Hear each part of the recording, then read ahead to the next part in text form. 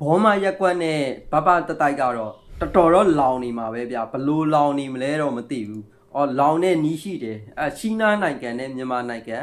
နှစ်နိုင်ငံအေတူပူမြဆိုပြီးတော့လောင်နေမှာပဲတိလားပါဇက်ကတော့ဒီမိုကရေစီကွန်မြူနစ်ဝါဒကြီးစိုးတဲ့ဒီရှီနာနဲ့မြန်မာနိုင်ငံစစ်အာဏာရှင်နဲ့အေတူပူမြတော့ဟုတ်ပါတယ်အေတူပူမြကနေပြီးတော့ဒီမိုကရေစီဆိုတာထထလုံနေတာခတ်တယ်ဗျာနော်တိလားဆိုတော့ဗျာဒီပြောကျင်တဲ့အကြောင်းအရာဘာလဲဆိုတော့လောင်မဲ့အကြောင်းအရာဒီဟိုဘက်ရက်ကွာဇွန်လ26ရက်နေ့ကကုလသမဂ္ဂဆိုင်ရာဗြိညင်စာတမ်းမှာ UN Charter 280ပြည့်အခမ်းအနားကိုနယူးယောက်မြို့မှာကျင်းပခဲ့တယ်ဗျအဲ့ဒီအခမ်းအနားမှာစစ်ကောင်စီကိုယ်စားလှယ်တွေကလုံးဝတက်ခွင့်မရဘူးဗျမြန်မာနိုင်ငံရဲ့ကုလသမဂ္ဂဆိုင်ရာအမြဲတမ်းကိုယ်စားလှယ်ဦးကျော်မိုးထွန်းကမြန်မာနိုင်ငံရဲ့ကိုစားတရဝင်တက်ရောက်ပြီးတော့ကုလသမဂ္ဂဗြိညင်စာတမ်းအပေါ်မှာထပ်လောင်းဂတိပြုလက်မှတ်ရေးထိုးနိုင်ခဲ့တယ်ဗျာအဓိကပြောချင်တာတော့ကျွန်တော်တို့အာဆီယံ10နိုင်ငံကတနိုင်ငံချင်းစီတွေရဲ့ကိုယ်စားလှယ်တွေနဲ့အတူဗျာဒီလက်မှတ်ရေးထိုးပွဲမှာဒန်းတူဒါလက်မှတ်ရေးထိုးနိုင်ခဲ့တယ်နော်ကုလသမဂ္ဂ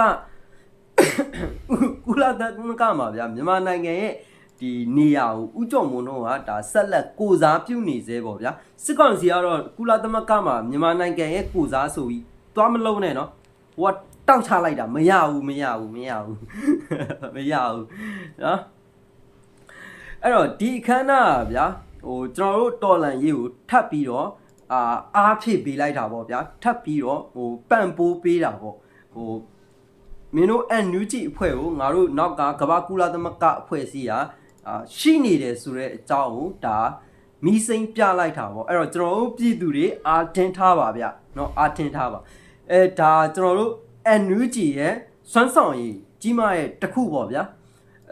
အဲ့မှာကျွန်တော်ဒီဥစ္စာပြောပြီးတဲ့အခါမှာနောက်ထပ်စကားအစ်စ်ပေါ့เนาะအစ်စ်ပြောချင်တာဘာလဲဆိုရင်တက်ပါတီဗျအဲ့တက်ပါတီရဲ့စကားပြောပုံနီးစနစ်ကိုကျွန်တော်ပြောပြမယ်ဒီတက်ပါတီဒီ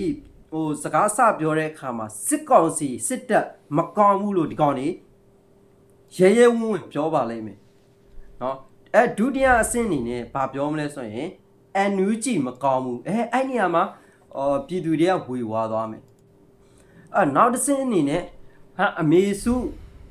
EAO เนาะတိုင်းသားလက်နက်ကိုင်တွေတော်လိုင်းတပ်ဖွဲ့တွေကောင်းတယ်လို့ပြောလိမ့်မယ်အဲ့တော့ပထမစစ်တပ်မကောင်းဘူးဆိုရင်ပြည်သူတွေကအေးဆိုပြီးတော့ဒါအားပေးထောက်ခံတယ်ဟုတ်တယ်လိမှန်တာပဲသူပြောတာNUG မကောင်းဆိုပြည်သူတွေကဝေဝါးတယ်နောက်တစ်ဆင့်အနေနဲ့အမေစုတို့ဗိုလ်ချုပ်အောင်ဆန်းတို့ EAO တို့တော်လိုင်းလက်နက်ကရဲဘော်တွေကောင်းတယ်ပြောအဲ့တော့ဒီဥစ္စာဒီသူပြောတာမှန်တယ်လို့ပြည်သူတွေကသတ်မှတ်လိုက်တာ ਨੇ ပြည်သူတွေရဲ့ရှင်ထဲမှာဘာကြံနေခဲ့လဲဆိုရင် NUG မကောင်းဘူးဆိုရဲအမြင်တစ်ခုရင်ထဲမှာကြံနေကြတယ်ဒါကြောင့်မလို့ကျွန်တော်တို့ဒီပြည်သူတော်တော်များများကလည်းNUG ဆိုရင်ဒါဖောင်းထုဖို့ပဲဒါစဉ်းစားနေတဲ့အကွက်တွေရှိတာပေါ့ဗျာနော်အဲ့ဒီမှာတပ်ပါတီကဘာကြောင့် NUG ကိုတိုက်ခိုက်ရတာလဲဆိုရင်ဗျာ NUG အဖွဲ့ထဲမှာသူတို့ ਨੇ ပုတ်ကိုရေးနော်တဟစာတာမဖြစ်တဲ့လူတွေရှိတဲ့အခါမှာဒီလူတယောက်တည်းကိုမတိုက်ခိုက်ပဲနဲ့အဲ့တပ်ပါတီကလူတွေက NUG ဆိုတဲ့အဖွဲ့အစည်းတစ်ခုလုံးတိုက်ခိုက်ပြလိုက်ရောနော်မဟုတ်တာတွေမမှန်တာတွေစောနာစကားပြောပုံနီးစနစ်နဲ့ထိုးချလိုက်ရောအဲ့မှာပြည်သူတွေကဝေဝါးသွားတာတွေဖြစ်တာပေါ့မလောက်ကြပါနဲ့ဗျာဒီလား